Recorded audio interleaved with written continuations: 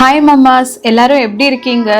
After a long break நம்ம சேனலில் video போட்டுட்டு இருக்கோம். நீங்களாம் யோசிக்கலாம் ஏன் இவ்வளோ பெரிய கேப்புன்னு சொல்லிட்டு.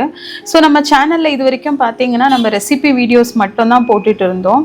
ஸோ அந்த எல்லா ரெசிபி வீடியோஸ்க்கும் நீங்கள் ரொம்பவே சப்போர்ட் பண்ணியிருக்கீங்க. உங்கள் சப்போர்ட்னால தான் இது எல்லாமே. ஸோ இப்போ பார்த்தீங்கன்னா ஆஃப்டர் 500 ரெசிபிஸ்க்கு மேலே என்ன போடுறதுன்னு நிஜமாவே தெரியலங்க. ஏன்னா எல்லா பெர்மியூட்டேஷன் காம்பினேஷன்ஸ் எல்லா விதமான மிக்ஸ் அண்ட் மேட்சஸும் பண்ணியாச்சு. ஸோ இதுக்கப்புறம் பெருசாக அதில் செய்ய எதுவுமே இல்லை. அந்த ரெசிபிஸ் எல்லாம் நீங்களே ட்ரை பண்ணியிருந்தீங்கன்னா கண்டிப்பாக உங்கள் குழந்தைக்கு ஏற்ற மாதிரி, ஏன்னா எல்லா குழந்தையும் ஒரே மாதிரி இல்லை. சில பேருக்கு சில இன்க்ரீடியன்ஸ் பிடிக்கும், சில இன்க்ரீடியன்ஸ் பிடிக்காது. ஃப்ரூட்ஸு, வெஜிடபிள் எல்லாத்துலேயுமே பார்த்தீங்கன்னா ப்ரிஃபரன்சஸ் ஒவ்வொரு குழந்தைக்கும் ஒவ்வொரு மாதிரி இருக்கும். ஸோ இருக்கிற வீடியோஸோட பேஸில் நீங்களே உங்களுக்கான மிக்ஸ் அண்ட் மேட்சஸை பண்ணிக்கலாம். ஸோ இவ்வளோ சப்போர்ட் பண்ண உங்களுக்கு நெக்ஸ்ட் என்ன பண்ணலாம், நெக்ஸ்ட் எந்த மாதிரி ஹெல்ப் பண்ணலாம், ஸோ மதர்ஸ்க்கு இன்னும் எந்த மாதிரியான குவேரிஸ் எல்லாம் இருக்குன்னு யோசிக்கும் போது ஃபுட் ரெசிபிஸை தாண்டி இப்போ இருக்கிற பேரண்ட்ஸ்க்கு நிறையவே கொஷின்ஸ் இருக்குது. லைக் கிட்ஸ்க்கான நியூட்ரிஷனான ஃபுட் எப்படி கொடுக்கறது, அதை தாண்டி அவங்களோட சைக்காலஜிக்கல் பிஹேவியரை பற்றி, ஸோ இந்த மாதிரி நிறைய கொஷின்ஸ் இருக்குது பேரண்டிங்கை பற்றி. ஸோ இதுக்காக என்ன பண்ணலான்னு யோசித்தேன். பிகாஸ் அதே மாதிரியான ரெசிபி வீடியோஸ் போடும் போது சத்தியமாக சாட்டிஸ்ஃபைடாக இல்லை. ஸோ பெஸ்ட்டாக என்ன பண்ணலாம்னு நினைக்கும் போது அவங்களோட எல்லா ப்ராப்ளமையும் நான் அட்ரஸ் பண்ணணும், நம்ம கம்யூனிட்டியில் இருக்கிற எல்லா மதர்ஸுக்கும் அதுக்கான சொல்யூஷன்ஸை கொடுக்கணும்னு யோசித்தேன். ஸோ அதுக்காக தான் ஐ டுக் சம் 1.5 year பிரேக் எடுத்தேன். ஸோ இதில் வந்து கிட்ஸ் சைக்காலஜி பற்றியும் நியூட்ரிஷன் ஃபுட்டை பற்றியும் ஸோ எல்லாமே நான் படித்து முடித்தேன். ஸோ இப்போ வந்து நெக்ஸ்ட் நம்மளோட சேனலில் ரெகுலராக வீடியோ போடலாம். ஸோ அந்த வீடியோவில் வந்து இந்த பிளாட்ஃபார்ம் நான் நினைக்கிற டாப்பிக்காக இல்லாமல், நான் நினைக்கிறத வந்து பேசுகிற மாதிரி இல்லாமல், உங்களுக்கு இந்த பர்டிகுலர் ஃபீல்டில் என்னெல்லாம் டவுட்ஸ் இருக்கோ, கிட்ஸ்க்கான ஃபுட்டை பற்றி ஆகட்டும், அவங்களோட பிஹேவியரை பற்றி ஆகட்டும், ஸோ எந்த டவுட்ஸ் இருந்தாலும் சரி நீங்கள் கமெண்ட்டில் போடுங்க. அந்த டாப்பிக்கை பற்றியே நம்ம டிஸ்கஸ் பண்ணலாம். ஸோ தட் நம்மள மாதிரி இருக்கிற எல்லா மதர்ஸ்க்கும் அவங்களோட டவுட்ஸு என்னவா இருந்தாலும் நம்மளால் முடிஞ்ச சின்ன ஹெல்ப். இந்த பிளாட்ஃபார்ம் பார்த்தீங்கன்னா நானாக ஒரு டாபிக் எடுத்துகிட்டு வந்து அதை பற்றி பேசாமல், உங்களுக்கு எந்த டாபிக் தேவையோ, உங்களுக்கு எந்த விஷயத்தை பற்றி பேசணுமோ, இல்லை எந்த ஒரு பர்டிகுலர் டாப்பிக்கில் டவுட்ஸ் இருக்கோ அதை கமெண்ட்டில் போஸ்ட் பண்ணுங்கள். அது கிட்ஸ்க்கான நியூட்ரிஷியஸ் ஃபுட்டு பற்றி ஆகட்டும், இல்லை அவங்களோட பிஹேவியர் சேலஞ்சஸ் ஆகட்டும், இல்லை பேரண்டிங் பற்றி ஆகட்டும்.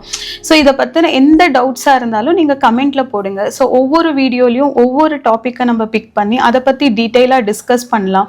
பட் நம்ம கம்யூனிட்டியில் இருக்கிற எல்லா மதர்ஸ்க்கும் நம்ம சப்போர்ட் பண்ணுற மாதிரி இருக்கும். ஸோ இதுதான் என்னோட சின்ன இன்ட்ரோடக்ஷன். ஏன் இவ்வளோ கேப் எடுத்தேன், ஸோ நெக்ஸ்ட் நம்ம சேனலில் என்ன மாதிரியான வீடியோலாம் வரப்போகுதுன்றதுக்கான ஸ்மால் இன்ட்ரோடக்ஷன். என்னோட இந்த சின்ன இன்ட்ரோடக்ஷனுக்கு அப்புறம் இன்னைக்கான வீடியோக்குள்ளே போகலாம். இன்றைக்கி நான் செலக்ட் பண்ணியிருக்கிற டாபிக் பார்த்தீங்கன்னா ரொம்ப சிம்பிளான டாபிக். எவ்ரிடே நீங்கள், நான், எல்லா மதர்ஸுமே ஃபேஸ் பண்ணுற ஒரு டாபிக் தான். பட் அது பின்னாடி இருக்கிற ஒரு சயின்டிஃபிக் ரீசன் என்னன்னு நமக்கு தெரிஞ்சுதுன்னா கண்டிப்பாக அது ஒரு ஐ ஓப்பனராக நமக்கு இருக்கும்னு நான் நம்புகிறேன். ஸோ நீங்கள் தினமும் கிச்சனில் சமைக்கும் போதாகட்டும், இல்லை நீங்கள் ஏதாவது வேலை செஞ்சுட்டு இருக்கும் போதாகட்டும், இந்த குழந்தைங்க நம்ம பின்னாடியே வந்துட்டு இருப்பாங்க. அம்மா அம்மா அம்மான்னு சொல்லிட்டு நமக்கு தொல்லை கொடுத்துட்டே இருப்பாங்க. இல்லை நான் ஹெல்ப் பண்ணுறேன்னு சொல்லிட்டு அதை தூக்கி போடுறதாகட்டும், இல்லை பாலை கொட்டுறதாகட்டும், எதையாவது உடைக்கிறதாகட்டும், இந்த மாதிரி ஏதாவது ஒன்று பண்ணிகிட்டே இருப்பாங்க. திடீர்னு இந்த பக்கம் திரும்பி பார்த்தா செவரில் ஏதாவது எடுத்து கிறுக்கி வச்சுருப்பாங்க. மேக்கப் பண்ணுறேன்னு சொல்லிட்டு பவுடரை கொட்டி லிப்ஸ்டிக் போட்டு என்னெல்லாம் பண்ண முடியுமோ அவங்களால எல்லாமே பண்ணுவாங்க. ஸோ அப்போ என்ன ஆகும்னா யூஸ்வலாக நம்ம ஃப்ரஸ்ட்ரேட் ஆகுவோம், கோவப்படுவோம், ஏன் இப்படி பண்ணுறாங்கன்னு யோசிப்போம். பட் இது பின்னாடி இருக்கிற சைக்கலாஜிக்கல் ரீசன் நம்மளுக்கு தெரிஞ்சதுன்னா கண்டிப்பாக அவங்க மேலே கோவப்படவே நம்மளால் முடியாதுங்க.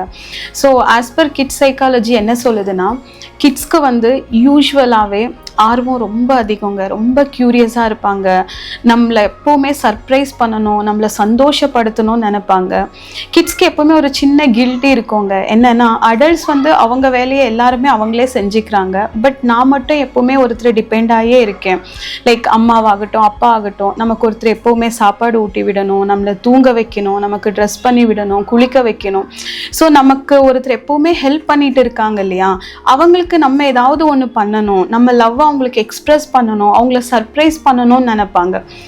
இதை பண்ணுற ப்ராசஸில் அதை எப்படி பண்ணுறதுன்னு தெரியாமல் தான் சொதப்புறாங்க.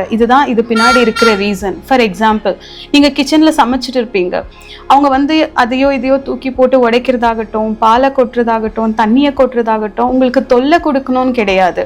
நீங்கள் ஏதோ பண்ணிட்டு இருக்கீங்க, ஹெல்ப் பண்ணலான்னு வருவாங்க. இல்லைன்னா உங்கள் கூடவே இருக்க விரும்பி அந்த டிஸ்டன்ஸ் அவங்களுக்கு பிடிக்காது. ஸோ அம்மா கூடவே இருக்கணும்னு அந்த டிஸ்டன்ஸை விரும்பாமல் உங்கள் கூட இருக்கிறதுக்காகவோ அந்த லவ்னாலேயோ இல்லை உங்களுக்கு ஹெல்ப் பண்ணுன்ற மோட்டோவில் தான் அவங்க வராங்க. பட் அவங்களுக்கு வந்து அதுக்கான கெப்பாசிட்டி இன்னும் கரெக்டாக பில்ட் ஆகலை. ஸோ அதனால் என்ன ஆகும்னா சொதப்புவாங்க, எதையோ ஒன்று கீழே போடுவாங்க, பண்ணுவாங்க. பட் அவங்களோட இன்டென்ஷன் வந்து உங்களுக்கு ஹெல்ப் பண்ணணுன்றது மட்டும்தான். இப்போ செவரில் பார்த்தீங்கன்னா ஏதாவது கிறுக்கி வைப்பாங்க, அது பின்னாடி இருக்கிற சைக்காலஜி ஒன்று தாங்க.